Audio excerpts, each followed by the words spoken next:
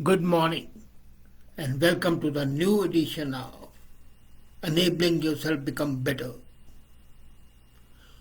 Every one of us wants to have a better path to take. You're going on a journey, you want your journey to be smooth.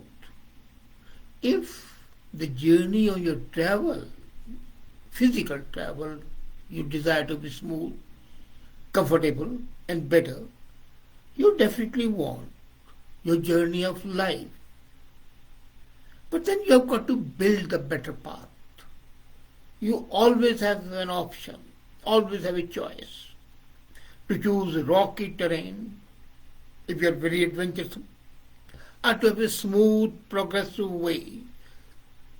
Either go climb up the mountain or have a steep upward climb, or you can have a smooth, gradual growing up. The problem with us is that we never choose what we want to be. We always look to the past and we ignore the reality. You must have remembered as a child, I do of course, that we love to occupy the window seat while traveling by train. For me, it was always the best experience to gaze outside the window through the bars of the running train. And one of the most attractive attraction was the trees running in the reverse direction as the train was going forward.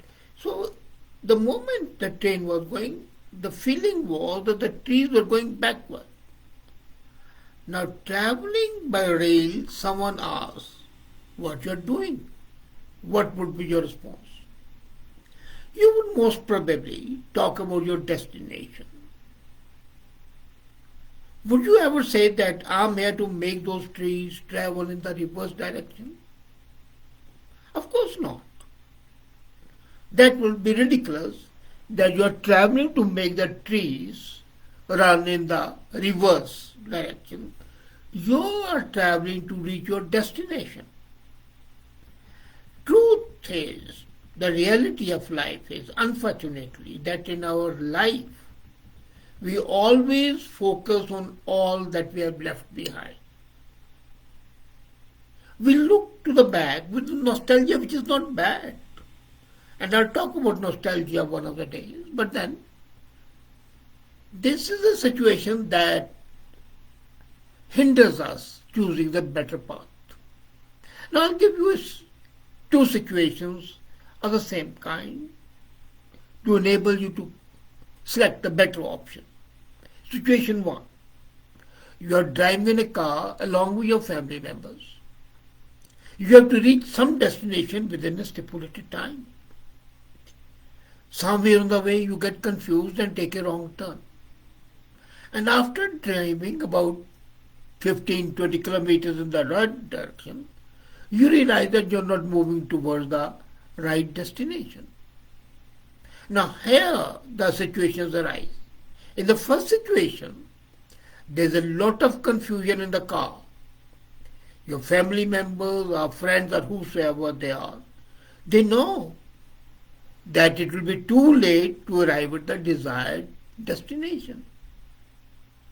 They become panicky, start arguing, and each one of us contributes to this cacophony, this confusion. Each one has a different opinion. There is anger, there is dissatisfaction, there is no amusement, but there is sarcasm.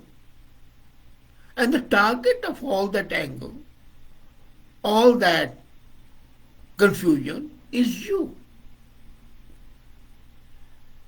Someone would say, that's why I suggested you stop at the milestone so and so. The second would say, it would have been better if we had travelled by railway or gone by air. The third might say, I always insist on hiring a taxi in place of driving on our own. And the fourth one still very economical. They unnecessarily we wasted so much amount in fuel that has gone waste. And all that cacophony, all that noise raises your blood pressure. You become more angry. You become dazed. You become annoyed. You are losing your cool. Situation 2. You realize that you have driven along on the wrong direction. And the moment you realize that, you share this mistake with the other members who are traveling, your co-passengers, your family, your friends, whoever they are. And now, the situation 1 and the second, the difference. In the first one, everybody was shouting. Here, people say it doesn't matter. Human beings commit error. We can always go back, or we can go forward and find out where we are. They console you, they sympathize with you, they empathize with you, they understand you. And they're compassionate about the error because it's a human beings who commit the error. So what's wrong with that? And your co-passengers now, they are not making a noise, they are not creating confusion, they are not creating a hell for you. But they encourage you to drive safe and not to worry and not to make haste, because making haste can be harmful. Meanwhile, you have reached back at the point where you are taken the wrong turn. You get out, ask for the directions from the gas pump or whatever, and then you move on the right track. Now, here are two situations, and I've seen many families, many people behaving in the manner shown in situation number 1. Anger, frustration, disappointment, dejection, sorrow, and ultimately even sometimes swearing of the ways. You become so agitated, you say, okay, hell with it, let's close this chapter. It's not worthy. So how does that help? Beating drums about the incorrect decision, blaming someone else for those wrong decisions, or claiming your own supremacy in terms of decision making, all is in vain, useless, and it's not relevant. However good decision maker may be, you can make a mistake. Blaming you are the driver for the mistake. And I've seen, I used to have a driver all the time when I was in India. And the driver would make mistakes. So hammers don't fall. If I had to throw at a person for making a mistake, then I would have thrown at hundreds of people. No. First mistake is a humor. Second mistake can be carelessness. Third mistake, of course, is stupidity, and then you have got to take a decision which may not be. Now, coming to these situations, as I was saying, blaming someone else, adding to the noise and cacophony and confusion is no good.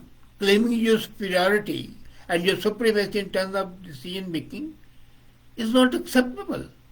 Whatever happened has happened. All your cribbing, all your complaining, all your shouting is not going to change the situation.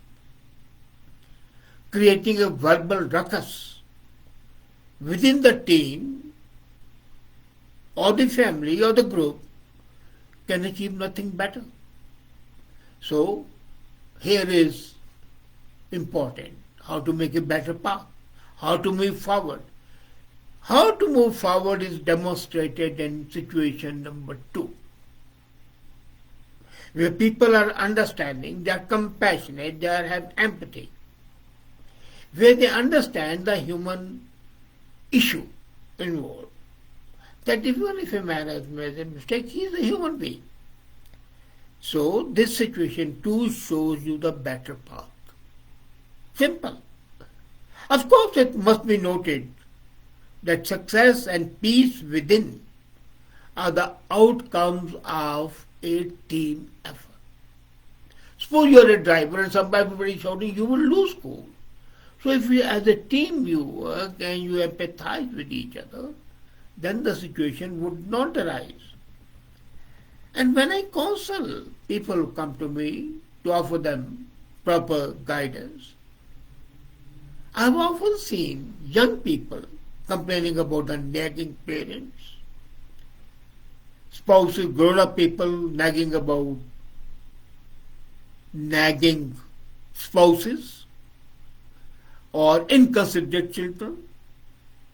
When I coach executives for success in the corporate life, they complain about irritating managers, incompetent subordinates, unsympathetic peers. So everybody will complain except themselves.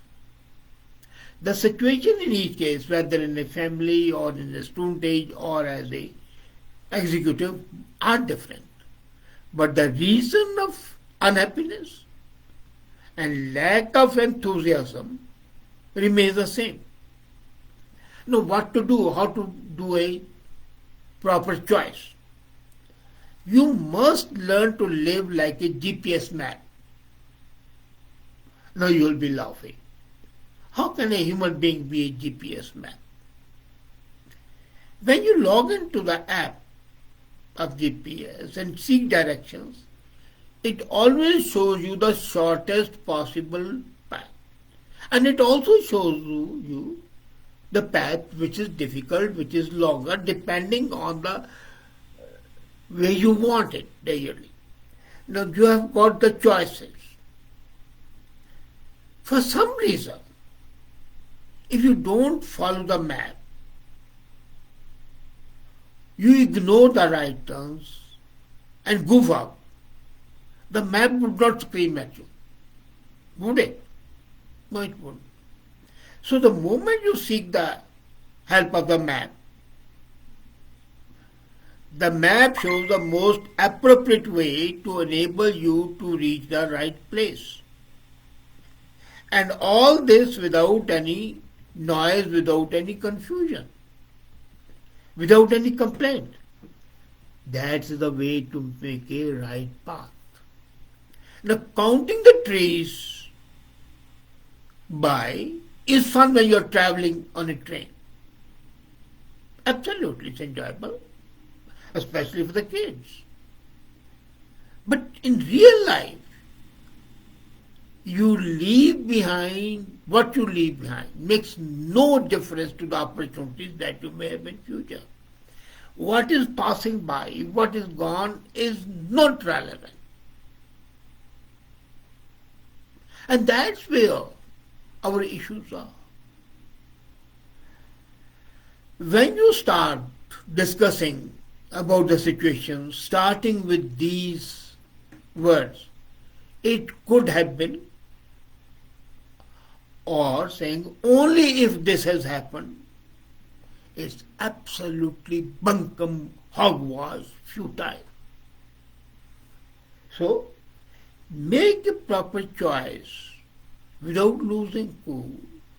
Be concentrate, be empathetic, and the life journey would become a green path. You would not have to bother about it. Normally, what these life coaches and so-called gurus do is, they talk about impossible metrics of the past. And they say, we should learn by our experience. Bullshit. Your past experience is past. Secondly, every experience is relevant to that time, to the situation, and to the various constraints. Its validity may not be there and would not be there in most of the cases. Life is changing so fast. So you have got to ignore what's over. You've got to take things as they are. And that is the way you start building a better path forward. You keep on dwelling the past and you'll be bogged down in a morass. You keep on thinking about the present, you will not get anything done. You keep on thinking about the future and you'll be lost in daydreams and reveries. So what you need is you have to take a stock of situation, chart out a situation and move forward without losing sight of the map. And that's why I say you become the map. Give the options. And if the wrong turn takes place, doesn't matter. Come back and take the place. Or go further and make a detour. And look at the positive way. Then look at, if I had not taken this wrong turn, you would not have seen these beautiful sights that we have seen on the way. So it's become the scenic way. And scenic ways are always longer, so let's enjoy the scenic way. This way you will make your life better. And you would create an atmosphere that is conducive to your health, mental and physical. And it's simple, isn't it? Act on that and you'll be happy. Thank you.